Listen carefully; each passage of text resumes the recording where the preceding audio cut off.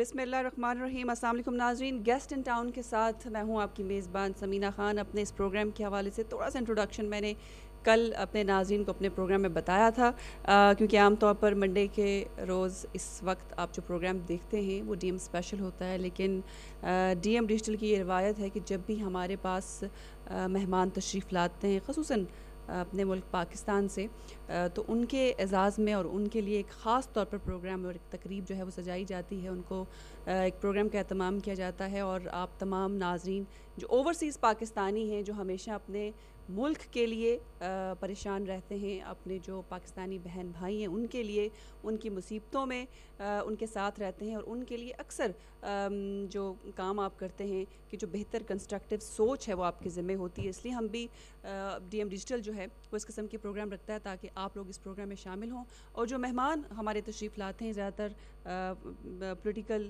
जो बैकग्राउंड है उसे तशरीफ़ लाते हैं, जिनका ताल्लुक़ हुकूमत के साथ होता है। और बहुत कम ऐसा हमें मौका मिलता है कि हमारे जितने भी प्रोग्राम जो कि लाइव और इंटरेक्टिव होते हैं उसमें लोकल हमारे गेस्ट होते हैं, बहुत कम हमें मौका मिलता है कि ऐसे मेहमान हमारे पास मौजूद हों, हमारे स्टूडियो में हों, जिनसे हम जो हुकूमती कारोबार है और ख़ास तौर पर इस वक्त हमारे मुल्क के जो सियासी हालात हैं उसके हवाले से सवालात कर सकें। तो जनाब, आज भी मुझे खुशी इस बात की है कि मेरे साथ स्टूडियो में एक ऐसे मेहमान तशरीफ़ रखते हैं जो पाकिस्तान से तशरीफ़ लाए हैं और ह्यूमन राइट्स मिनिस्टर भी हैं।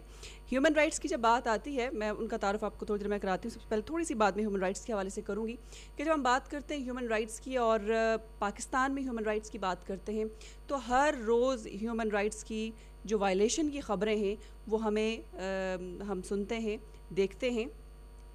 बहुत से वाक़यात हैं, आपने देखा होगा माजी में सबसे बड़ा वाक़या मेरे ख़्याल में इस सदी का सबसे बड़ा खूनखार वाक़या जिसने तमाम माँओं को रुलाया और उसके साथ साथ जितने भी लोग थे जिनके दिल में कहीं नरम गोशा है वो भी रोए, और वो था सियालकोट में जो दो भाइयों के साथ सलूक किया गया। वो सबसे बड़ा मसला मेरे ख़्याल में था ह्यूमन राइट्स के हवाले से। वो कहाँ गए, जो लोग उसके जो गुनहगार थे जिनको सज़ा दिलवानी है, उनके साथ क्या हो रहा है, किसी को कुछ नहीं पता। ना मीडिया में अब उस चीज़ का तज़किरा किया जा रहा है। आजकल अगर कोई तज़किरा किया जा रहा है तो वो सुप्रीम कोर्ट या जो पाकिस्तानी गवर्नमेंट है उसके दरमियान जो भी रस्साकशी चल रही है उसके हवाले से तज़किरा किया जा रहा है। उसके अलावा अगर हम बात करें तो हर रोज़ हमारे मुल्क में दहशतगर्दी के नाम पर लोग जो हैं वो मर रहे हैं, लोगों को लाइफ के थ्रेट्स हैं। ये एक बहुत बड़ा मसला है हमारे मुल्क में ह्यूमन राइट्स के हवाले से। तीसरी बात, बहुत से लोग ऐसे हैं जिन्हें हुकूमत से बहुत सी परेशानियां हैं, उनकी भी ह्यूमन राइट्स हैं वायलेट होते हैं। कब्ज़ा ग्रुप और जो ये माफिया जो है, ये ख़ास तौर पर जो लोग दियार गैर में रहते हैं, यूके में बसते हैं, यूरोप में रहते हैं, मिडल ईस्ट के कंट्रीज़ में रहते हैं, या जो ओवरसीज़ पाकिस्तानी इन जनरल, उनको सबसे बड़ा मसला है जो कब्ज़ा ग्रुप का होता है कि उनके जो घर, उनका कारोबार, या अगर उनकी ज़मीन जो है वो पाकिस्तान में और वो यहाँ पर काफ़ी अर्से रह रहे हैं तो उनके प्लॉटों पे कब्ज़े कर लिए जाते हैं। ये एक और बहुत बड़ा मसला है। तो इतनी सारी वायलेशंस जो हमारे मुल्क में होती हैं, इसलिए मेरे ख्याल में बहुत कम लोग हैं जो इस हकीकत से वाकिफ़ हैं कि वाकई हमारे मुल्क में भी ह्यूमन राइट्स के नाम पर कोई पोर्टफोलियो या कोई मिनिस्ट्री जो है वो मौजूद है। और पहली मरतबा नवंबर 2009 में फुल फ्लैज मिनिस्ट्री जो थी वो बनाई गई थी। इससे पहले ह्यूमन राइट्स कमीशन के नाम से एक कमीशन भी था। आज ह्यूमन राइट्स पे ही हम बात करेंगे अपने इस प्रोग्राम में, और मुझे बहुत खुशी है कि आज हमारे साथ तशरीफ़ रखते हैं पाकिस्तान के एक बुज़ुर्ग और नामवर सियासी शख्सियत हैं, सैयद मुमताज़ आलम गिलानी साहब तशरीफ़ लाएँ स्टूडियो में। सबसे पहले मैं गुजारिश करूँगी, क्योंकि हमारे हॉल से जब आपको तालियों की गूंज की आवाज़ आएगी तो आपको पता चलेगा कि माशाल्लाह काफ़ी बड़ी तादाद में हमारे मेहमान भी स्टूडियो में तशरीफ़ रखते हैं। तो इनसे रिक्वेस्ट करूँगी कि हमारे जो गेस्ट हैं उनके लिए बहुत सारी तालियाँ बजा दें।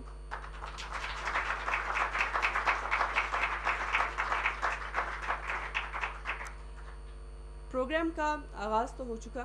मैं चाहूँगी कि हमारे वो हज़ारों, लाखों, बल्कि करोड़ों नाज़रीन जो हमें हर रोज़ हर प्रोग्राम में कॉल करते हैं, अपनी परेशानी, अपना सवाल जो है वो उठाते हैं, मैं चाहूँगी कि आज भी अगर आप टेलीविज़न स्क्रीन्स देख रहे हैं, डीएम डिजिटल जो है वो चैनल आपके घरों में मौजूद है और आप लोग देख रहे हैं, जो भी सवाल आप करना चाहें ज़रूर कीजिएगा। और मैं अपने मेहमान जो हमारे मुअज़्ज़ज़ मेहमान हैं सैयद मुमताज़ आलम गिलानी साहब से भी रिक्वेस्ट करूँगी कि जहाँ तक हो सके आप लोगों के सवालों का जवाब दें, क्योंकि आम तौर पर आपके सवालात के जवाबात हमारे पास नहीं होते। ये वादा आपसे हम करते हैं कि आपकी आवाज़ जो है इन ईवानों तक ज़रूर पहुँचाएँगे। थोड़ी देर में मुमताज़ गिलानी साहब को मैं बुलाऊँगी, यहाँ डाइस पर दावत दूँगी, तशरीफ़ वो लाएँगे, उनको मैं दावत दूँगी। लेकिन उससे पहले मैं चाहूँगी कि जो हमारे तो खैर घर की बात है, लेकिन हमारे बहुत से प्रोग्राम में एज ए गेस्ट भी तशरीफ़ लाते हैं और आज की जो बाकायदा ये तकरीब है उसके वो होस्ट भी हैं। तो मैं रिक्वेस्ट करूँ कि जनाब अमजद मलिक साहब से, जो कि सोलिसिटर एडवोकेट हैं और उसके साथ साथ जी चेयर भी हैं एसोसिएशन ऑफ पाकिस्तानी लॉयर्स के, तो मैं अमजद मलिक साहब रिक्वेस्ट करूँगी कि प्लीज़ स्टेज पर तशरीफ़ लाएँ। और जो मेहमान हैं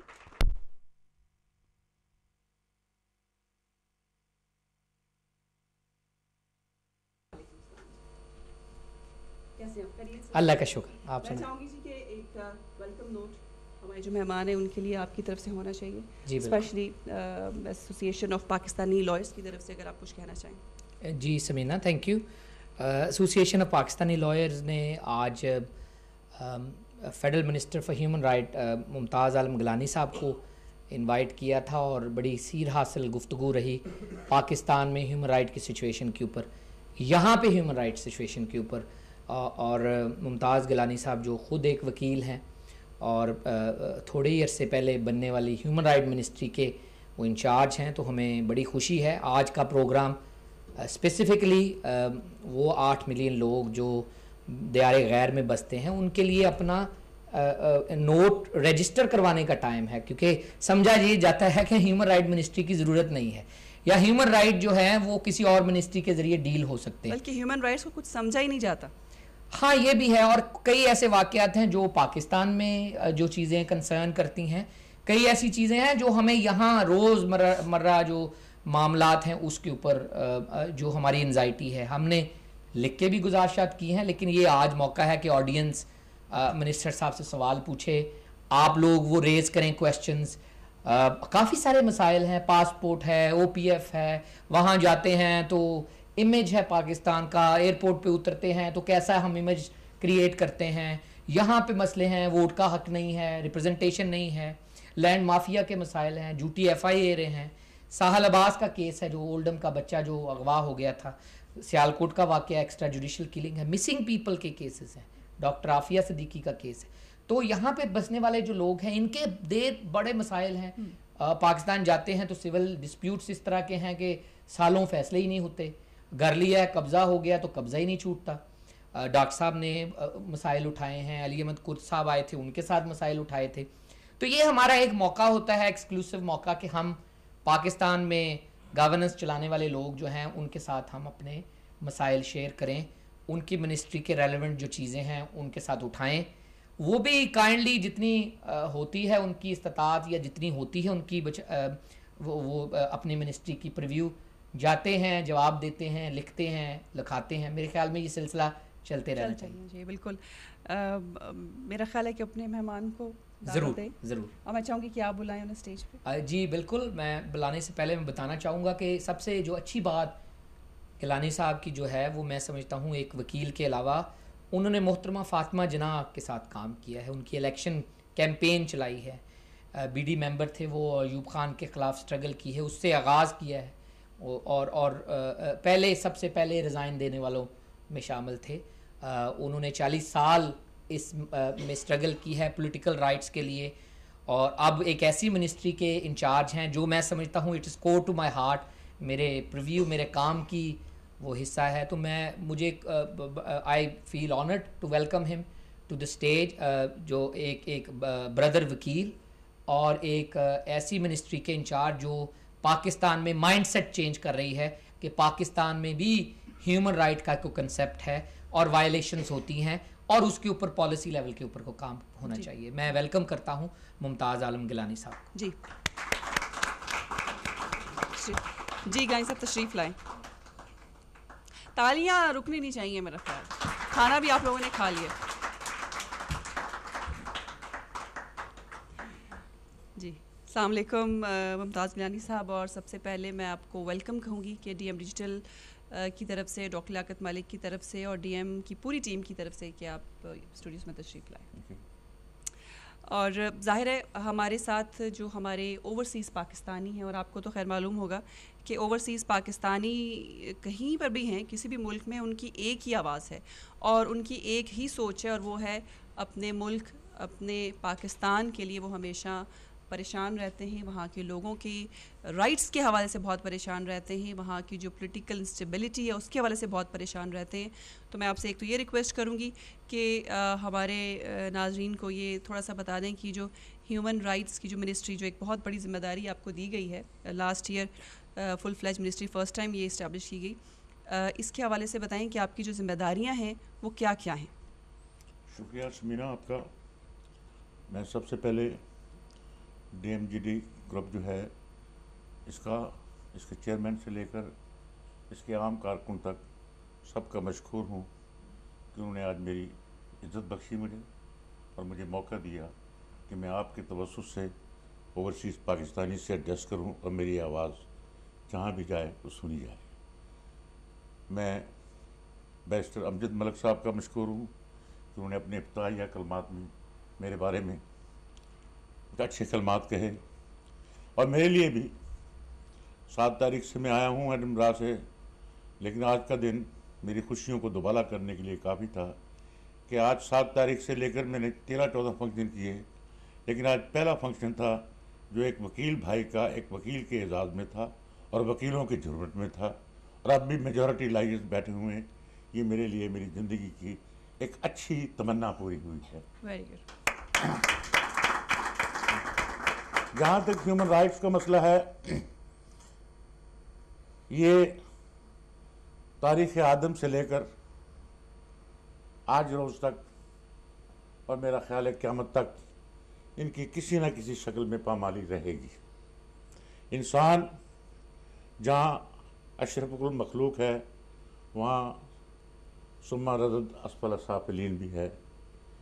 उसमें गंदगी और अच्छाई के दोनों खूबी हैं मौजूद। और माशरा अगर तालीम से दूर है, जहालत के नज़दीक है, अगर इक्तसादी लोगों की ज़रूरियात पूरी नहीं हो रही, तो वहाँ पे ह्यूमन राइट्स का मसला जो है वाकई एक शदीद मसला होगा।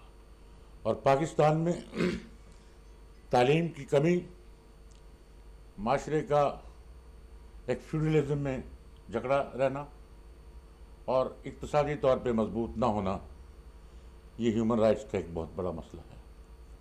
इसलिए हमारी चेयरपर्सन सैयद मोहतरमा बेनज़ीर भुट्टो ने 10 दिसंबर 1993 को UNO की जनरल असम्बली में पाकिस्तान में एक फुल फ्लैज ह्यूमन मिनिस्ट्री का बनाने का वादा किया था। जब वो आई तो उन्होंने एक डिवीज़न के तौर पे इसका तजर्बा शुरू किया। अब हमारी बदकिस्मती कि ये ह्यूमन राइट्स का डिवीज़न जो है, इसको इंटीरियर मिनिस्ट्री के साथ एडजस्ट कर दिया गया। अब इंटीरियर मिनिस्ट्री जो है वो स्टेट का सबसे बड़ा रूथलेस और पावरफुल ऑर्गन है। उसके पास पुलिस है, उसके पास एजेंसीज हैं, और हमारे मुल्क में सबसे ज़्यादा जुल्म जो रवा रखा जाता है वो रवायती तौर पे पुलिस की तरफ से, और जो एजेंसीज हैं कानून नाफिज करने वाली, उनकी तरफ से होता है इंसानों पर जी। तो बड़ी अजीब बात थी कि जालिम को मजलूम की परवरिश के लिए कहा गया। फिर उसके बाद लॉ मिनिस्ट्री इतनी बड़ी मिनिस्ट्री है कि उसमें भी टाइम नहीं मिलता। बहरहाल एनीवे 3 नवंबर 2008 को मुझे ये कलमदान फुल फ्लैज मिनिस्टर की हैसियत सौंपा गया, और ये कलमदान मेरे लिए इसलिए भी ज़्यादा अजीज़ था कि मैंने थ्रू आउट अपनी लाइफ, मुझे इस पर फ़ख्र है कि मैं कॉमनर हूँ। ना मेरा बाप वज़ीर था, ना मेरा दादा वज़ीर था, ना मैं किसी बड़े ज़मींदार की औलाद से हूँ। मैं सेल्फ मेड एक पॉलिटिकल वर्कर हूँ। एक अपने खुद मेहनत करके तालीम हासिल की, लॉ किया, और उसके बाद right from the first day, अभी लॉ कॉलेज से निकले ही नहीं थे कि कराची में मोहतरमा फातिमा जिन्ना का झंडा हाथ में उठाया, और अयूब खां की आमरीत से लेकर मुशर्रफ की आमरीत तक हम सड़कों पे खड़े रहे। इस अरसे में मुझे एक पॉलिटिकल वर्कर की हैसियत फ़ख्र है कि मैंने किसानों में, मज़दूरों में, चूँकि मेरा इलाका बड़ा पसमानदा इलाका, जी मैं बिल्कुल डाउन टोडन ऑफ द अर्थ एक ऐसे इलाके में रहता हूँ जिसका नाम भी, आप भावलनगर का नाम आप भावलपुर कहेंगे, भावलनगर का नाम कम सुना होगा। जी right on the Indian border, feudalism की एक मकरूह तरीन वहाँ पे शक्ल मौजूद है। और अल्लाह के फजल से मैंने इन्हीं किसानों, मज़दूरों, दहकानों की मदद से अपने ज़िले के क्या, पंजाब के बड़े से बड़े फ्यूडल को शिकस्त दी, और मैं आज भी उनमें बसता हूँ और आखिरी सांस तक उनमें गुजारूंगा इंशाअल्लाह। ये मेरा जज्बा, जो शौक़ है, इसको तक़वियत पहुँचती है मेरे लोगों के साथ से। और मैं ह्यूमन राइट्स मिनिस्ट्री में अगर देखा जाए तो on paper there is nothing. On paper 4 कमरे हैं हमारे पास, 40-42 आदमियों का स्टाफ है, और रेट जो है हमारे पास नहीं है, क्योंकि बेशतर कवानीन जो हैं वो प्रोविंशियल ज़ुमरे में आते हैं। तमाम पीपीसी, तमाम क्रिमिनल प्रोसीजर कोड, वुमेन पे जाती हो, चिल्ड्रन पे जाती हो, और फ्यूडलिज्म के कहीं पे असमत पे, इज्जत पे, किसी के हकूक़ पे, वो सब प्रोविंशियल सब्जेक्ट्स हैं। इसलिए सेंटर वहाँ पे मुदाखलत नहीं कर सकता। लेकिन हमारा यकीन है कि जब तक हम अपने लोगों को हक के हकूक़ से आगाही नहीं दिलाएंगे, हमारे यहाँ हर एक आदमी अपना हक तो जानता है, लेकिन मैं अपना हक जताता हूँ, आपका हक तस्लीम करने के लिए तैयार नहीं जी। तो उसके लिए बड़ी ज़रूरत है एक तालीम की। आज तक तमाम NGO जो काम कर रहे हैं वहाँ पे, बड़े इदारे काम कर रहे हैं, लेकिन सब के सेमिनार, वर्कशॉप्स मैरिट इस्लामाबाद में होंगे, इंटर कॉन्टिनेंटल लाहौर में होंगे, या और बड़े शहरों में। मैं पहली दफ़ा इन वर्कशॉप्स को रहीम यार खां लेकर गया हूँ, जहाँ पे जॉकी ट्रेडिंग के सबसे ज़्यादा विक्टिम मौजूद हैं। रहीम यार खां में 1400 से 1500 लड़का हर साल जॉकी ट्रेडिंग में लूला लगड़ा मोहताज होकर आता है, और किसका निशाना बनता है वो? हमारे दोस्तों का। हमारे दोस्त जो सल्तनत अबू ज़ैबी से, अमारात से वहाँ आते हैं, और वो उन बच्चों को 12 से 14 साल को जॉकी ट्रेडिंग में उनके वालिदैन की भूख को के बदले लेकर चले जाते हैं, और बाद में आते हैं तो उनके पल्ले कुछ नहीं होता। मैंने वहाँ पे सेमिनार किए हैं। मैंने ज़िला नवाबशाह के उस दूर दराज इलाके में, जहाँ हिंदू कम्युनिटी को ये राइट नहीं है कि उनकी ख्वातीन जो हैं अपना ख़ानदान विरासत में अपनी मलकियत लिखा सकें, जहाँ पे हिंदू को ये राइट नहीं है कि वो अपना ID कार्ड बनवा सके, मैंने वहाँ पे सेमिनार किए हैं, और गवर्नमेंट की सतह पर इस मसाइल को लेकर चले। हम पाकिस्तान में बदकिस्मती से थ्रू आउट लोगों के डेमोक्रेटिक राइट्स को इस तरीके से यूसर्प किया गया है। पै दर पै आने वाले मार्शल लॉ ने जमहूरियत को, ना पार्टियों को, ना ही पॉलिटिकल वर्कर्स को एक आगाही या शऊर के तौर पे आगे बढ़ने का मौका दिया। ना पॉलिटिकल पार्टीज ऑर्गेनाइज हो सकी, ना पॉलिटिकल वर्कर्स ने कुछ शऊर हासिल किया, विद द रिजल्ट कि पॉलिटिकल पार्टीज की एक दूसरे के साथ सिर्फ इक़्तिदार के हसूल के लिए जंग रही, असूलों पे बहुत कम जंग रही।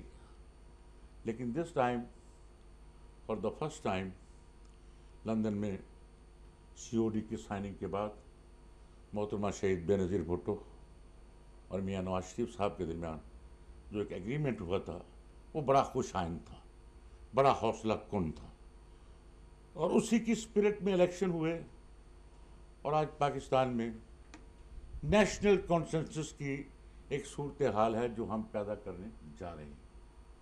उसमें हमें कामयाबी भी हुई है, नाकामियाँ भी हुई है। पॉलिटिकल तजर्बा है, नया तजर्बा है। मीडिया की आज़ाद है पूरा, मीडिया अपनी आज़ादी से आगे बहुत बढ़ जाता है बाज़ दफ़ा, लेकिन क्योंकि नई आज़ादी है उसका सब लुत्फ़ ले रहे हैं। ऐसे ही जुडिशरी अवाम की ताकत से बरसरेकदार आई है। एक नई जुडिशरी पाकिस्तान में आई। उस जुडिशरी को आगे बढ़ना चाहिए। कानून की अमलदारी के लिए हेड ऑफ द स्टेट से लेकर नीचे तक अपने रेट कायम करनी चाहिए, लेकिन वो भी कुछ ऐसे एक्शंस कर रही है कि जो कि एक नए नए दौर में आम सरजद हो जाया करते हैं। मसलन जजेस never speak, their judgement speaks, but after every sentence उनकी जजमेंट जो है अखबारात के जरिए बाहर आती है, फिर अखबारात शह सुर्खियों से। यानी ये सारी ऐसी सूरत हाल है कि ऐसे लगता है जैसे पाकिस्तान, हर इदारा चूँकि अपनी अपनी जगह आज़ाद हुआ है, ऐसे लगता है जैसे पाकिस्तान ट्रैम्बल कर रहा है। लेकिन आई एश्योर यू कि पाकिस्तान कोई ट्रैम्बल नहीं कर रहा अल्लाह के फजल से। और फिर आप लोगों की जो कमिटमेंट है पाकिस्तान के साथ, मैंने सुबह भी ये बात की है कि आप लोग बड़े हमारे बारे में तशवीश होती है आपको, और हमारे किरदार के बारे में भी आपको बड़ी तशवीश रहती है कि हम आपके मैंडेट को, आपकी अमानतों को, हम उसको मिसअप्रोप्रिएट करते हैं, हम उसको राइटली हैंडल नहीं करते। लेकिन उसके बावजूद हर साल ओवरसीज पाकिस्तानी की तरसील है वो हमारे बजट का सबसे बड़ा हिस्सा होता है और हमारी एग्जिस्टेंस का एक जरिया होता है, और हर साल वो बढ़ती है तरसील। ये नहीं है कि घट गई हो कि चूंकि ये करप्ट रजीम है, ये बदनाम रजीम है, इसको एड ना दी जाए, वो बढ़ती है। ये आप जैसे लोग चूंकि you are there to watch us, to correct us. आप हम पे एक जुडिशियस एक्शन के एक्टर के तौर पे काम करते हैं। लेकिन ये रिस्क जो है, ये रिस्क पाकिस्तान को इंशाल्लाह, जहाँ ह्यूमन राइट्स का बोलबाला भी होगा, ह्यूमन राइट्स के हवाले से हमारा कंट्री दुनिया के उन 27 मुल्कों में से एक मुल्क हो चुका है 3 जून को कि हमने यूनाइटेड नेशन के तमाम कन्वेंशन और कन्वेंशन को रेटिफाई कर दिया है। अमेरिका में हालांकि चाइल्ड लेबर का कन्वेंशन अभी तक रेटिफाइड नहीं हुआ। हमारे यहाँ हमारा सियालकोट का फुटबॉल इंटरनेशनली ख़त्म कर दिया गया है, हॉकी ख़त्म कर दी गई है, जराई के हालात के हमारे यहाँ चाइल्ड काम करते हैं। हम चिल्ड्रन रेटिफिकेशन का बिल साइन करें, लेकिन उनके यहाँ because they are big power, वो बड़ी ताकत है, मुझे कहने का कोई हक नहीं है। लेकिन ये मेयार दोहरे हैं। थर्ड वर्ल्ड ने बहुत जुल्म सहा है। थर्ड वर्ल्ड ने अपना सब कुछ अपनी मर्जी से नहीं, ताकत के जरिए मगलूब होकर इनके हवाले किए। तो आज ये ममालिक अगर थर्ड वर्ल्ड की कंट्रीज़ की जो इनकी माशियत में कंट्रीब्यूशन में जिनका एक बड़ा रोल है, उनकी इज्जत कर रहे हैं, उनकी एहतराम कर रहे हैं, तो वी लव देम। हम इनकी रिस्पेक्ट करते हैं, हम इनकी शान में कसीदे पढ़ते हैं कि हम पाकिस्तानियों की, हम बाहर के रहने वाले मजलूम लोगों की, थर्ड वर्ल्ड की कंट्रीज़ की इज्जत कर रहे हैं, एहतराम कर रहे हैं। लेकिन पाकिस्तान में किसी जाति पे जुल्म तो इंटरनेशनल टॉपिक्स का मौजू बन जाए, और ग्वांतानामो बे जो है, उसकी प्रिजन जो है, वो दुनिया के किसी महज़ब मुल्क के लिए शर्म का बाइस ना बने। पूरी महज़ब दुनिया के लिए ये शर्म का मकाम है जो ग्वांतानामो बे में इंसानियत के साथ हो रहा है। Be they any type of criminal, be they let them hang them, shoot them, but to crawl them on their feet and make them bullies and then showing it to the international world, what is that? That is a crime which even Hitler has not committed. And tomorrow, inshallah, the day would come when these people who are doing such type of behavior with the humanity, they will also be dogged with Hitler. We are not a nation to be bogged down. We have faced many ordeals. हमने ज़लज़ला के भी बड़े बड़े तूफान देखे, हमने ये भी सैलाब है, इतना बड़ा तूफान है, हम उसको झील रहे हैं। अभी एड का 12% भी रिलीज नहीं हुआ इंटरनेशनल कम्युनिटी से, और हमारी नीयतों पे शक किया जा रहा है। जरा इमेजिन करें क्या हो रहा है। You are not doing us anything. 2 days before Shah Mahmood Qureshi was presiding a meeting for the donors in the Brussels. This is his 12th meeting. If you don't want to give it, don't give it. If you want to give it through NGOs. But give it at least. उन लोगों ने 50 degree centigrade भी सूरज की तपश में मेरे मुल्क के 2.25 करोड़ वासियों ने देखा है, और आइंदा 15 और 20 डिग्री की सर्दी में भी इंशाल्लाह वो देख लेंगे, इसलिए कि हम अकॉर्डिंग टू शहीद Bhutto we are a nation of talent, और सराई लोग जो हैं वो कभी ऐसे नहीं मरा करते तूफानों से। तो मैं आप पाकिस्तानियों का, आप भाइयों का, डॉक्टर साहब ख़ास तौर पे आपका, और समीना बीबी आपका, आपने इतने अच्छे माहौल में इतनी बड़ी गैदरिंग, और इस गैदरिंग का यूरोप में होना, ये मेरे लिए अगेन बड़ी बड़ी इज्जत का बायस है। मैं सिर्फ आपको एक लास्ट ऑफ ऑल एक बात कहूँगा कि प्लीज़ देखें, हमारे यहाँ पिछले 10 दिन में मुझसे बहुत से क्वेश्चन हुए राइट्स ऑफ द मिनॉरिटी। अब मेरे माशरे में और मगरबी दुनिया के में बड़ा फ़र्क है। ये राइट्स ऑफ मिनॉरिटी में जो है, ये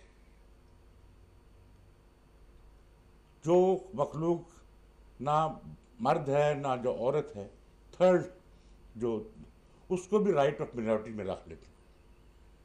मेरे राइट ऑफ मिनॉरिटी में मैं उनको ट्रीट नहीं करता, उनके राइट्स हैं अपनी जगह पे, लेकिन दे आर नॉट मिनॉरिटी। अब पिछले 30 साल में अहमदी हजरात के खिलाफ लाहौर में मई में एक बहुत बड़ा दर्दनाक वाक़या हुआ, बड़ा अलमनाक वाक़या था, और शिद्दत से मरकज़ी हुकूमत ने, पंजाब की हुकूमत ने, सब ने मज़म्मत की, उनसे इज़हार हमदर्दी किया और बताया कि यहाँ पर एक टेररिज्म के हवाले से एक ऐसी मुहिम चल निकली है जिसमें मस्जिद भी महफूज नहीं है, इमाम बारगाह भी महफूज नहीं है, शिया भी महफूज नहीं है, सुन्नी भी महफूज नहीं है। तो आपके साथ जो हुआ है, ज़्यादती हुई है, हम इसको वो करेंगे। मैं उस वक़्त आई बस इन कोपनहेगन, तो मुझे प्राइम मिनिस्टर ने कहा कि आप इनकी कम्युनिटी की बड़ी मस्जिद में जाएं, उनसे कंडोलेंस करें, और इनका जो एक टेलीविज़न स्टेशन है उस पर भी माजरत करें। We did that. हम गोजरा में जब ईसाई मिनॉरिटीज़ के पास जाते हैं तो वहाँ पे एक मुसलमान भी उनकी फायरिंग से शहीद होता है। हम सब बैठ के कलेक्टिवली डिसाइड करते हैं कि चूँकि मिनॉरिटीज़ का नुकसान ज़्यादा हुआ है और मिनॉरिटीज़ एग्रेसर नहीं थी, लिहाजा we will not go to that Muslim boy who was killed there to condone it, ताकि आइंदा लोगों को ख़बरदार हों लोग और लोग ऐसी जुर्रत न करें। चूँकि मेरा मज़हब, मेरा पाकिस्तान के फाउंडर फादर कायद आज़म मोहम्मद अली जिन्ना और मेरे अपने सियासी लीडर्स ने मिनॉरिटीज़ से प्यार करने का, मोहब्बत करने का, मेरे दीन है मुझे बराबर का उनको सलूक देने का। मेरे प्रॉफिट ने अपनी मस्जिद जो है ज्यूज़ के लिए, ईसाइयों के लिए, नमाज के लिए ऑफर कर दी थी। हमारे यहाँ नफ़रत का कोई तस्वुर नहीं है। हम इसको हर जगह कहते हैं, दोस्तों को भी बावत कराते हैं। पाकिस्तान में 1.5-2 साल की मिनिस्ट्री की कैफियत को आप सैकड़ों साल की डेमोक्रेटिक, अमेरिका में कब से डेमोक्रेसी है, यूरोप में कब से डेमोक्रेसी है, तो 2-2.5 साल में जज ना करें। Be patient. तरीकाकार यही है कि कौन सिलेक्ट करेगा अच्छा या बुरा, that will be the people of Pakistan, और वो राइट उनको इलेक्शन में मिलेगा। If we are bad they will throw us, if we have done something good they will keep us to some extent, if there is a complete change we will go before the people's rule. Thank you very much. Thank you Gilani sahab, बहुत शुक्रिया आपका। With your permission doctor साहब, मेरा एक सवाल है, मैं अगर इनसे एक क्वेश्चन कर लूँ। बिल्कुल, आप अगर बैठे, राइट, क्योंकि गिलानी साहब ने जैसे स्पेशली गुआंटानामो बे के हवाले से जो एग्रेशन दिखाई है, मैं इनसे ये पूछना चाह रही थी कि क्या अगर जरदारी साहब इस तरह आंखों में आंखें डाल के जब मिलते हैं, अमेरिका जाते हैं, दौरे करते हैं, गिलानी साहब भी जाते हैं, हमारे जो प्राइम मिनिस्टर साहब हैं, इस तरह से कभी अगर आंखों में आंखें डाल के वो उनको बता दें, तो मेरे ख्याल में पूरी पाकिस्तानी कौम जो है वो उनके सब किया जो कुछ भी उन्होंने आज तक किया है माफ़ कर देगी। लेकिन वो ऐसा नहीं करते, जैसा गिलानी साहब ने कहा, और ज़ाहिर है इनका ताल्लुक भी उसी पार्टी से है। तो मेरा यही सवाल है गिलानी साहब से कि ऐसा वो क्यों नहीं करते? कभी आपने उन्हें भी बताने की कोशिश की है कि वहाँ पर क्या होता है, या उन्हें मालूम भी है? और दूसरी बात उन्हें कीजिए कि अभी तक 12 मीटिंग्स हो चुकी हैं शाह महमूद कुरैशी साहब की ब्रसल्स में, और 12% भी अभी तक रिलीज़ नहीं हुआ। और दूसरी तरफ अमेरिकन अखबार और स्पेशली बराक ओबामा ने ख़ुद ये कहा कि हम उस मुल्क की मदद करना चाहते हैं, लेकिन जहाँ पर प्राइम मिनिस्टर साहब की बेगम जो है वो 80 या 52 बॉक्सेस हैरिड्स के लेके जा रही हैं पाकिस्तान, और 80,000 पाउंड VAT पे कर रही हैं, उस मुल्क का हम क्या करें? तो कैसे ट्रस्ट कर सकती है इंटरनेशनल इकॉनमी अपने मुल्क पे? ये सवालों के जवाब मैं लूँगी, लेकिन मैं सबसे पहले इससे पहले कि मैं जवाब लूँ, मैं स्टेज पे बुलाना चाहूँगी, होस्ट भी हैं और DM डिजिटल के chairman, Pakistan overseas alliance forum के चेयरपर्सन, और ख़ास तौर पर ये मैं उनके हवाले से कहना चाहूँगी कि ये एक बहुत बड़ी बात है कि हमारे मुल्क से चाहे पॉलिटिकल लीडर हैं, चाहे उनका ताल्लुक़ किसी भी पार्टी से या पीपल्स पार्टी से है, मुस्लिम लीग नून से है, वो चाहे MQM से हैं, किसी भी पार्टी से हैं, DM का प्लेटफॉर्म हमेशा उन्होंने सबके लिए ओपन रखा है और उनको यहाँ पर बुलाया है, रिस्पेक्ट भी दी है और एक मौका भी दिया है कि अपने ख़यालात का इज़हार कर सकें। तो मैं रिक्वेस्ट करूँगी डॉक्टर लियाकत मलिक साहब से कि प्लीज़ स्टेज पर तशरीफ़ लाएँ।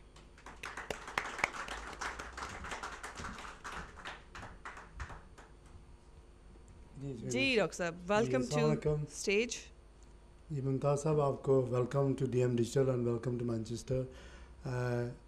It's an honor to have a lawyer friend here, a learned friend here, saying a few things about human rights.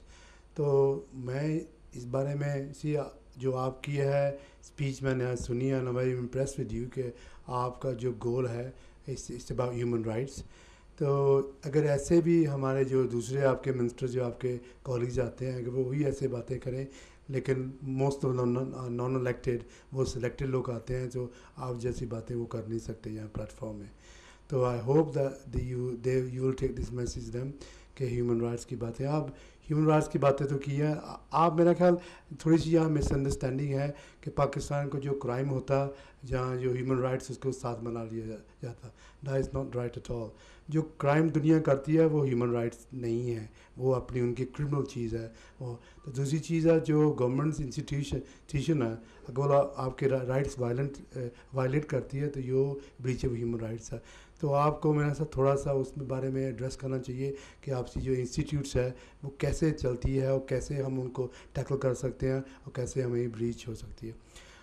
एक और भी बात मुझसे बहुत एवरी डे रियली बग्स मी मोर देन एनीथिंग एल्स के आपका जो हमारा पाकिस्तान का सुप्रीम कोर्ट है, क्या कि उनके पास लोगों की जो एक कॉन्स्टिट्यूशनल कोर्ट है, लेकिन वो बात हमेशा ये जो आपके पॉलिटिशियंस हैं उनकी पिटिशन डेली मेरा ख्याल वही काम में लगे हुए हैं। क्या कि वहाँ के हाई कोर्ट है जो दूसरे कोर्ट्स हैं वो किस काम के लिए है? अगर आपने जुडिशल रिव्यू कराना है, क्या कि सिर्फ सुप्रीम कोर्ट ही रह गया? ये मुझे समझ नहीं आती कि वो सुप्रीम कोर्ट वाले ऐसे जो पिटिशन डालते हैं लोग वो एंटरटेन क्यों करते हैं? बिकॉज ऑब्वियसली आपका एक सिस्टम बना हुआ यहाँ भी है, दुनिया सारी का है कि you proceed from the high court then you go on to the court of appeals, या उसके बाद आप सुप्रीम कोर्ट में जाते हैं। लेकिन Pakistan seems be only one court, वो भी डिसाइड करते हैं। सो मोटो का भी केस वो खुद ही डिसाइड करते हैं, हाँ जी हम ये सुनेंगे, ये केस में है जान या नहीं जान, बाद में डिसाइड भी वही करते हैं कि है जी इनको। ये मुझे आप मेरा ख्याल अगर इस सवाल का मेरा जवाब देंगे to me and to my friends here as well, that be very good as well.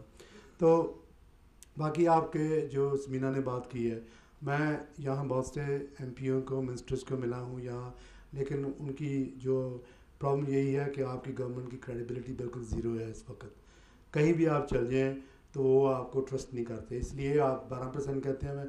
मैं सरप्राइज़ हूँ आपने 12% कहा, मेरा ख्याल तो 2% भी नहीं वहाँ पहुँचा होगा अभी तक जो भी दिया। क्योंकि यही क्वेश्चन जब हम गवर्नर साहब के पास हम वहाँ उनके रेजिडेंस में गए थे, वहाँ ये बातें वहाँ हमने की थी, पूछा था, लेकिन समहाउ गवर्नर साहब ने क्वेश्चन अवेट किया। जब मैंने उनको पूछा कि जी आप खुश हैं जो आपको मिल रहा, जो आपको मिलना चाहिए था, he was trying to wait, नहीं ठीक है हम पाकिस्तानी खुद कर सकते हैं, लेकिन that's not the answer. Pakistan that's been the biggest disaster in the world. तो उसके बारे में आपका अगर इफ़ इट मीन्स के पाकिस्तान को चाहिए एड का मतलब कि हमें we have to live on the aid, तो क्या कि जरदारी साहब का ऑफिस में होना ज़रूरी है।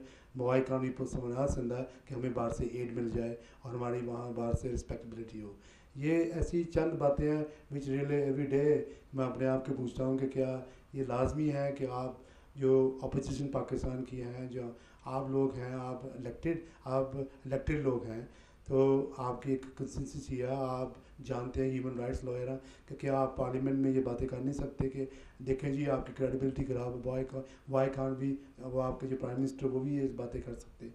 ये बहुत सी बातें जो मैं आपके पूछना चाहता हूँ कि इसलिए कि यू आर हियर नाउ, कि जो हमारे जो व्यूज़ हैं वो भी ये जानना चाहते हैं क्या इसका आपके पास क्या क्या सोल्यूशन है, क्या नहीं है।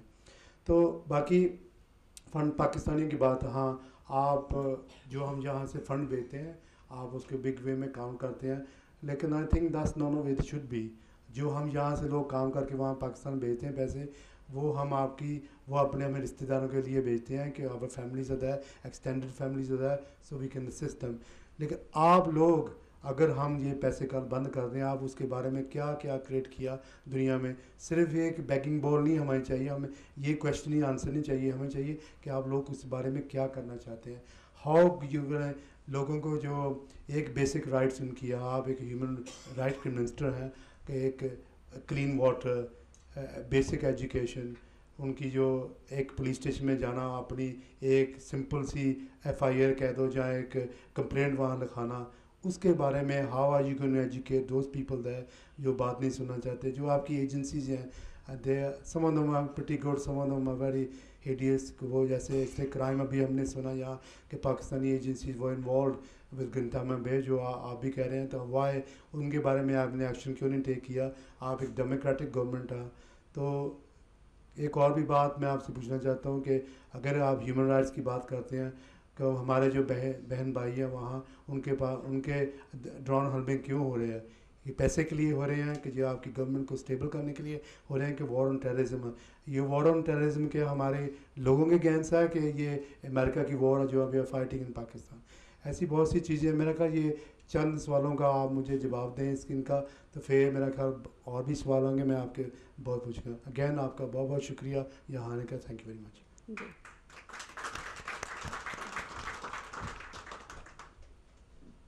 जी गानी साहब, बहुत सारे सवालात आपसे। डॉक्टर साहब ने मेरा ख्याल है पूरे हाउस को सामने रखते हुए हर एक के सवाल हर एक की तरफ से कर दिया। इनके सवालात मैंने कम से कम 12 सवाल इनके गिने हैं अपने।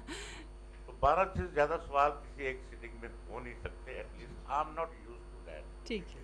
फिर अगर बीबी आपके 3 सवाल मिला लिए जाए तो ये 15 हो गए। अब फर्स्ट ऑफ ऑल मैं ये अर्ज करूंगा,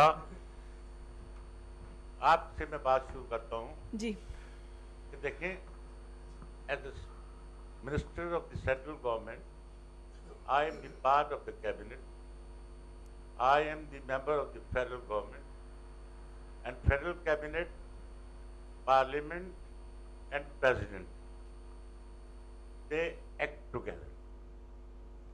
तो इसमें एक जरदारी साहब के फेस को हटाया जाना, फिर कोई अभी यूपी की कोई एलिगेशन, अभी मैं मुल्क से चूँकि काफ़ी दिनों से बाहर हूँ, कोई बेगम गिलानी साहब पे कोई एक चार्ज आया है, ये एलिगेशन पे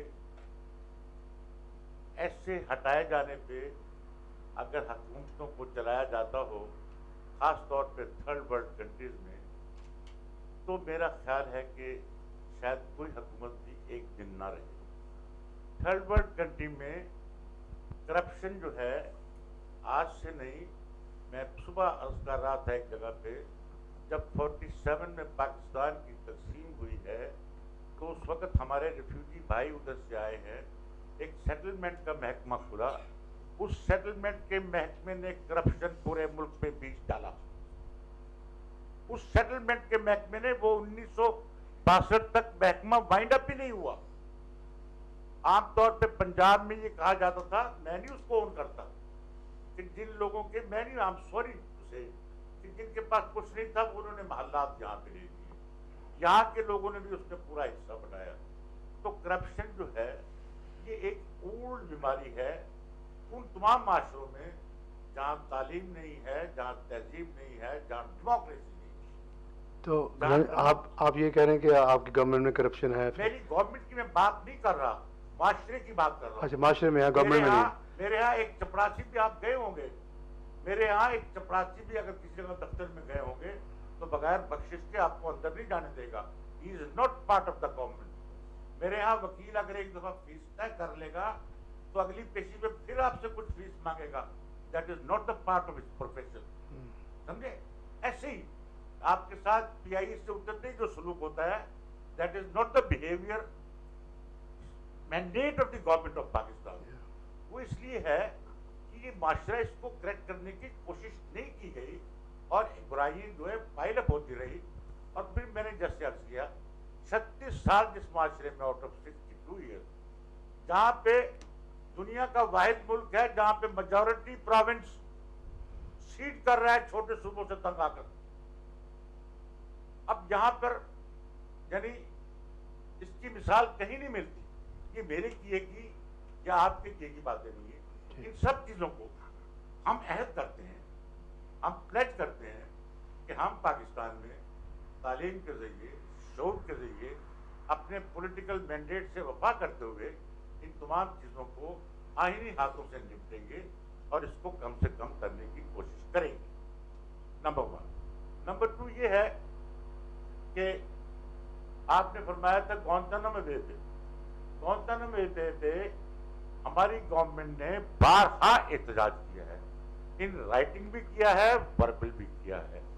जैसे कि ड्रोन हमलों पे, ड्रोन हमले, किसी भी ये फॉरेन ऑफिस ने नहीं कहा कि हमारी इज्जत और सलामती, हमेशा ये कहा गया है कि हमारी सलामती पे एक जबरदस्त किस्म का वार है। ड्रोन हमले हमने किए हैं, we are in the process.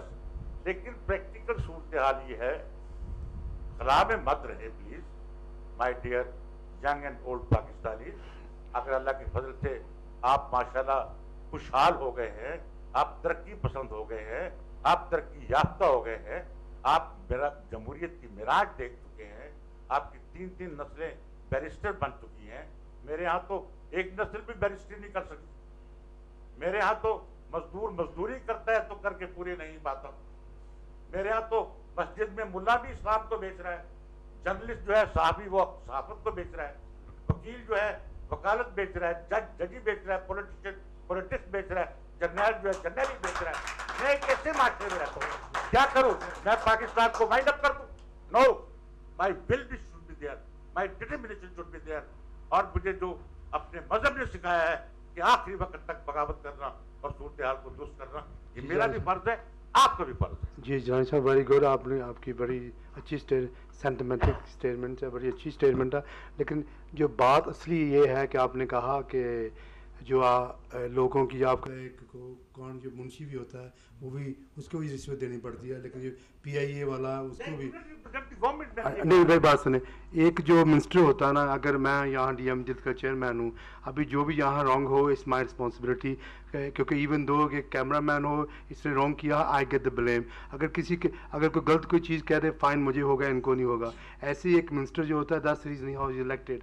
अगर आपके कोई किसी डिपार्टमेंट में कोई एक बेसिक, आप लॉयर है, अगर आप बेसिक आप चीज़ देखे कोई रॉन्ग चीज़ करता, वो मिनिस्टर की रिस्पॉन्सिबिलिटी होती है। जी जी, हम अगर ऐसे डायलॉग में एंटर हुए जी जी, तो मेरा ख्याल है मेरी सुबह की फ्लाइट चली जाएगी। आपका नहीं हम आपकी फिजूल की फ्लाइट नहीं जा रहे थे। आपका नुकसान ज्यादा होगा। नहीं आपकी, मैं आपके जी जी जी आपके हमारे जो 12 सवाल थे, देखिए बात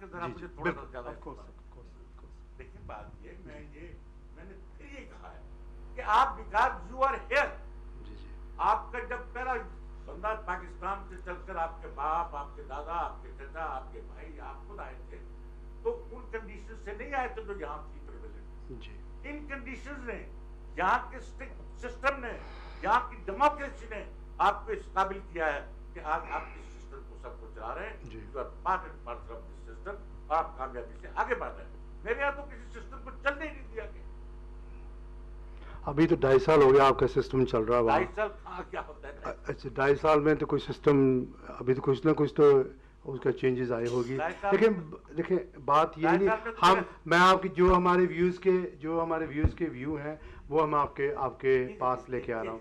इट्स ओनली अ रिक्वेस्ट कि हम आप इनके आप आंसर दें, लोगों को पता चले कि हाँ जी आप खुद का, क्योंकि I expect more from you than any other ministers expect, क्योंकि आप एक लॉयर हैं, आप एक अंडरस्टैंड करते हैं लोगों की ह्यूमन राइट्स क्या है, लोगों को क्या क्या चाहिए, क्यों नहीं। में भी क्योंकि आप लोगों की प्रॉब्लम्स के साथ रहे। आपने पहले आप अपनी स्पीच ने कहा कि मैंने फातिमा जनाब साहब सबके साथ आपने वो कैंपेन्स की, आप एक लॉयर हैं, और पहले ही आपने एक डिपार्टमेंट को क्रिटिसाइज़ किया, पुलिस को, which is very good. I am very please कि आपने ये बातें की।